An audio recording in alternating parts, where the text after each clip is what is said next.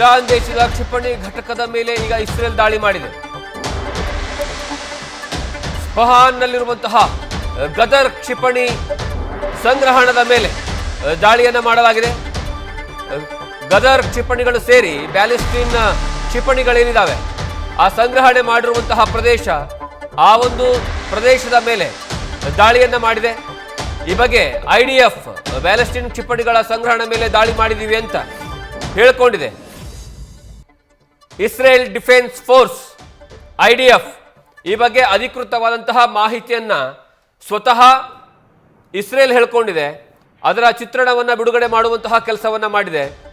ಯಾವ ಪ್ರದೇಶದಲ್ಲಿ ಕ್ಷಿಪಣಿಗಳನ್ನು ಇಡಲಾಗಿತ್ತು, ಬ್ಯಾಲಿಸ್ಟಿಕ್ ಮಿಸೈಲ್ಸ್ಗಳನ್ನು ಇಡಲಾಗಿತ್ತು, ಆ ಮಿಸೈಲ್ಸ್ ಮತ್ತು ಕ್ಷಿಪಣಿ ಇಡುವಂತಹ ಪ್ರದೇಶ ಏನಿದೆ, ಬ್ಯಾಲಿಸ್ಟಿಕ್ ಮಿಸೈಲ್ಸ್ಗಳಿರುವಂತಹ ಪ್ರದೇಶ ಏನಿದೆ, ಆ ಪ್ರದೇಶ ಮೇಲೂ ಸಹ ದಾಳಿಯನ್ನು ಮಾಡುವಂತಹ ಕೆಲಸವನ್ನ ಮಾಡಿದೆ.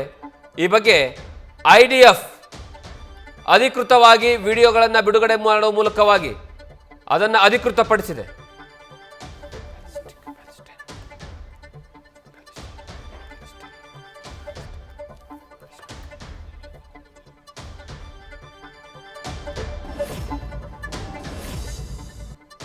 ಇನ್ನು ಈ ಬಗ್ಗೆ ಹೆಚ್ಚಿನ ಮಾಹಿತಿಯನ್ನು ಪ್ರತಿನಿಧಿ ಚಂದ್ರಮೋಹನ್ ಕೊಡ್ತಾರೆ. ಚಂದ್ರಮೋಹನ್, ಈಗಾಗಲೇ ಯಾವುದೇ ಕಾರಣಕ್ಕೂ ಇಸ್ರೇಲ್ನ ಒಂದು ಶಪಥವನ್ನು ನೋಡ್ತಾ ಹೋದ್ರೆ ಇರಾನ್ ಅನ್ನ ಸುಮ್ಮನೆ ಬಿಡುವಂತಹ ಪರಿಸ್ಥಿತಿಯಲ್ಲಂತೂ ಕಾಣಿಸ್ತಾ ಇಲ್ಲ.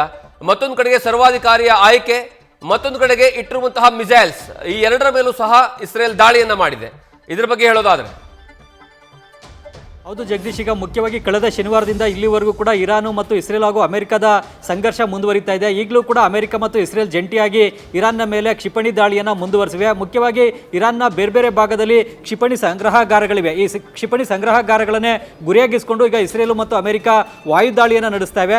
ಮತ್ತು ಈ ಗದಾರ್ದಲ್ಲಿರ್ತಕ್ಕಂಥ ಈ ಕ್ಷಿಪಣಿ ಸಂಗ್ರಹಾಗಾರದ ಮೇಲೂ ಕೂಡ ದಾಳಿಯನ್ನು ನಡೆಸಿ ಆ ಕ್ಷಿಪಣಿಗಳೆಲ್ಲವನ್ನು ಕೂಡ ಅವರು ಬಳಸೋದಕ್ಕಿಂತ ಮುಂಚಿತವಾಗಿ ನಾಶಪಡಿಸ್ತಕ್ಕಂಥ ಕೆಲಸವನ್ನು ಅಮೆರಿಕ ಮತ್ತು ಇಸ್ರೇಲ್ ಜಂಟಿಯಾಗಿ ನಡೆಸ್ತಾ ಇವೆ. ಈ ಮೂಲಕವಾಗಿ ಇರಾನ್ನ ಮಿಲಿಟರಿ ಶಕ್ತಿಯನ್ನು ಸಂಪೂರ್ಣವಾಗಿ ಕುಗ್ಗಿಸಬೇಕು ಅನ್ನತಕ್ಕಂಥದ್ದೇ ಇಸ್ರೇಲು ಮತ್ತು ಅಮೆರಿಕದ ಉದ್ದೇಶ ಆಗಿದೆ. ಆ ಒಂದು ಗುರಿ ಸಾಧಿಸಲಿಕ್ಕೋಸ್ಕರನೇ ಈ ಒಂದು ಮಿಲಿಟರಿ ದಾಳಿಗಳನ್ನು ನಡೆಸಲಾಗ್ತಾ ಇದೆ. ಜೊತೆಗೆ ಇರಾನ್ನ ಟಾಪ್ ಮೋಸ್ಟ್ ಲೀಡರ್ಗಳನ್ನು ಕೂಡ ಈಗಾಗಲೇ ಹತ್ಯೆ ಮಾಡಲಾಗಿದೆ. ಆಯತೋಲಾ ಅಲಿ ಖಮೇನಿ ಆಗ್ಬೋದು, ಮಿಲಿಟರಿ ಅಧಿಕಾರಿಗಳಾಗ್ಬೋದು ಮತ್ತು ಅವರ ಸರ್ಕಾರದ ಸಚಿವರಾಗ್ಬೋದು, ಇವರೆಲ್ಲರನ್ನೂ ಕೂಡ ಹತ್ಯೆ ಮಾಡಲಾಗಿದೆ. ಈಗ ಹೊಸ ನಾಯಕನನ್ನಾಗಿ ಆಯತೋಲಾ ಅಲಿ ಮೊಜ್ತಬಾ ಅವರನ್ನು ಸುಪ್ರೀಂ ಲೀಡರ್ ಆಗಿ ಇರಾನ್ ದೇಶ ಆಯ್ಕೆ ಮಾಡಿಕೊಂಡಿದೆ. ಇರಾನ್ನ 88 ಮಂದಿ ಸದಸ್ಯರ ಅಸೆಂಬ್ಲಿ ಆಫ್ ಎಕ್ಸ್ಪರ್ಟ್ಸ್ ಆಯತೋಲಾ ಅಲಿ ಮೊಜ್ತಬಾ ಅವ್ರನ್ನ ಆಯ್ಕೆ ಮಾಡಿಕೊಂಡಿದೆ. ಆದರೆ ಈ ಸುಪ್ರೀಂ ಲೀಡರ್ನ್ನು ಕೂಡ ನಾವು ಒಡೆದುರುಳಿಸ್ತೇವೆ, ಇರಾನ್ ಅವ್ರು ಯಾರೇ ಸುಪ್ರೀಂ ಲೀಡರ್ ಆಗಿ ಆಯ್ಕೆ ಆದರೂ ಕೂಡ ಅವರನ್ನು ಕೂಡ ನಾವು ಒಡೆದುರುಳಿಸ್ತೇವೆ ಅಂತೇಳಿ ಇಸ್ರೇಲ್ನ ರಕ್ಷಣಾ ಸಚಿವ ಕಾಡ್ಜಾಕ್ ಕೂಡ ಹೇಳಿದ್ದಾರೆ. ಹೀಗಾಗಿ ಈಗ ಹೊಸ ಸುಪ್ರೀಂ ಲೀಡರ್ನ ಒಡೆದುರುಳಿಸಲಿಕ್ಕೂ ಕೂಡ ಕಾರ್ಯಾಚರಣೆ ನಡೆಸಬಹುದು. ಮುಖ್ಯವಾಗಿ ಇಸ್ರೇಲ್ನ ಗುಪ್ತಚರ ಸಂಸ್ಥೆಯಾದಂಥ ಮೊಸಾದ್ ಕಳೆದ 1 ವರ್ಷದಿಂದಲೂ ಕೂಡ ಇರಾನ್ನ ಮೂಲೆಯಲ್ಲೂ ಕೂಡ ತನ್ನ ಏಜೆಂಟ್ಗಳನ್ನು ಇಟ್ಕೊಂಡು ಅವರ ಮೂಲಕವಾಗಿ ಸಾಕಷ್ಟು ರಹಸ್ಯ ಮಾಹಿತಿಗಳನ್ನು ಸಂಗ್ರಹಿಸಿದೆ. ಇರಾನ್ನ ಟಾಪ್ ಲೀಡರ್ಗಳು ಎಲ್ಲಿ ಹೋಗ್ತಾರೆ, ಎಲ್ಲಿ ಬರ್ತಾರೆ, ಎಲ್ಲಿ ಮೀಟಿಂಗ್ ಮಾಡ್ತಾರೆ ಮತ್ತು ಅವರ ಕ್ಷಿಪಣಿ ಸಂಗ್ರಹಗಾರ ಎಲ್ಲಿದೆ ಮತ್ತು ನ್ಯೂಕ್ಲಿಯರ್ ವೆಪನ್ಗಳನ್ನು ಎಲ್ಲಿಟ್ಟಿದ್ದಾರೆ, ಮಿಲಿಟರಿಯ ಪ್ರಮುಖ ಕೇಂದ್ರ ಸ್ಥಾನಗಳು ಯಾವ್ಯಾವು ಏನು ಅನ್ನೋದ್ರ ಬಗ್ಗೆ ಸಾಕಷ್ಟು ಮಾಹಿತಿಗಳನ್ನು ಇಸ್ರೇಲ್ನ ಗುಪ್ತಚರ ಸಂಸ್ಥೆ ಮೊಸಾದ್ ಸಂಗ್ರಹಿಸಿದೆ. ಈ ಒಂದು ಮಾಹಿತಿಯ ಆಧಾರದ ಮೇಲೆ ಈಗ ಇಸ್ರೇಲ್ ಮತ್ತು ಅಮೆರಿಕ ಜಂಟಿಯಾಗಿಯೇ ಇರಾನ್ನ ಬೇರೆ ಬೇರೆ ಭಾಗಗಳಲ್ಲಿ ದಾಳಿಯನ್ನು ನಡೆಸಲಾಗ್ತಾ ಇದೆ. ಈ ಒಂದು ಮೊಸಾದ್ ಸಾಕಷ್ಟು ಕಾರ್ಯಾಚರಣೆಗಳನ್ನು ಅತ್ಯಂತ ಸೀಕ್ರೆಟ್ ಆಗಿ ಯಶಸ್ವಿಯಾಗಿ ಮಾಡಿದಂತಹ ಉದಾಹರಣೆ ಮತ್ತು ಇತಿಹಾಸ ಕೂಡ ಇದೆ.